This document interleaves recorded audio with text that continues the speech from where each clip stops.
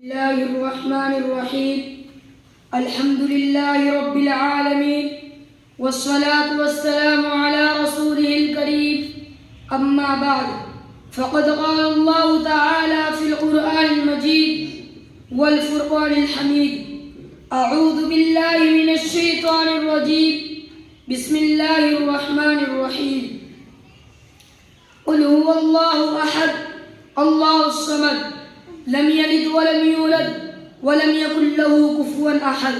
میں نے ابھی آپ حضرات کے سامنے ایک پوری سورت تلاوت کر دی ہے جس کا ترجمہ ہے اے نبی کہہ دو کہ اللہ ایک ہے، اللہ بے نیاز ہے، وہ نہ کسی کا باپ اور نہ کسی کا بیٹا اور کوئی اس کا ہمسر نہیں.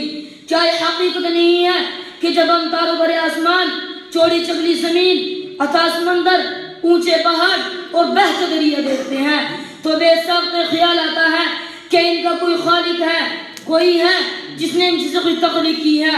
پھر ہم ایک قدم اور آگے بڑھاتے ہیں اور سوچتے ہیں کہ رات آتی ہے، دن رخصت ہو جاتا ہے، صبح ہوتی ہے، شام ہوتی ہے، کائنات کا نظام بندگی کو اصول کے مطابق چل رہا ہے، کہیں سے کوئی خرابی نہیں. شمس و قمر اپنے وقت پر نکلتے ہیں اور وقت پر ڈوبتے ہیں تو بے سخت کہنا پڑتا ہے کہ اس عظیم کائنات کا کوئی حاکم ہے جسے کسی کے تعاون کی ضرورت نہیں، جو سارے جہاں سے بے نیاز ہے، کسی کا احسان مند نہیں، وہ جو چاہے کرتا ہے اسے کوئی روکنے والا نہیں. کیونکہ اگر کوئی روکنے والا ہوتا تو دنیا کا نظام اس اچھے ڈھنگ سے نہ چلتا. لو کان فیہما آلیۃ الا اللہ لفسدتا، اگر دونوں میں یعنی زمین اور آسمان میں اللہ تبارک و تعالیٰ کے علاوہ کوئی اور معبود ہوتا تو دونوں ٹوٹ پھوٹ جاتے. جب کسی ملک میں دو بادشاہ نہیں رہ سکتے، کسی بھی ادارے کے صدر نہیں رہ سکتے تو بھلا اس کائنات کے کوئی حاکم کیسے ہو سکتے ہیں؟ محترم دوستو، ہمارے باوقار مجلس اپنا کوئی صدر چن لے تو کیا یہ مجلس چل سکتی ہے؟ کیا لوگ ہمیں بیوقوف نہ کہیں گے؟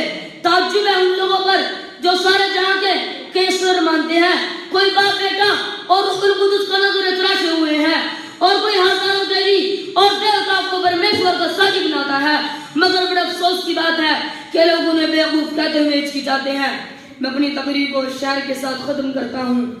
نقش توحید کا ہر دل پہ بٹھایا ہم نے، نقش توحید کا ہر دل پہ بٹھایا ہم نے، زیر خنجر کے پیغام سنایا ہم نے.